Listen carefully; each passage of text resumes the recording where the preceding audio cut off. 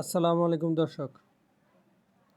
কলকাতার জে.এন. রায় হাসপাতাল অনির্দিষ্টকালের জন্য বাংলাদেশি রোগীদের চিকিৎসা পরিষেবা বন্ধ করার ঘোষণা দিয়েছে।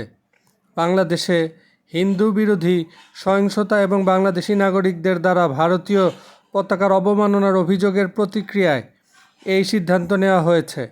কলকাতার মানিকতলা এলাকায় অবস্থিত হাসপাতালটি ভারতের প্রতি অসম্মানের প্রতিক্রিয়া হিসাবে একটি বিবৃতি জারি করেছে।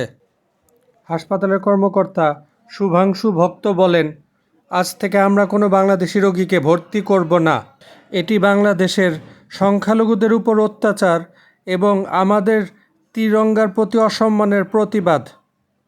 ভক্ত কলকাতার অন্যান্য হাসপাতালগুলোকেও এই পদক্ষেপ অনুসরণ করার জন্য আহ্বান জানান।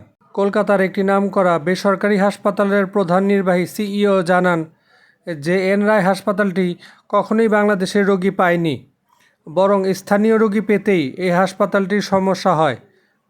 তার ভাষ্য, বাংলাদেশি রোগী তো দূরের কথা, এই হাসপাতালের জন্য স্থানীয় রোগী পাওয়া অনেক কঠিন।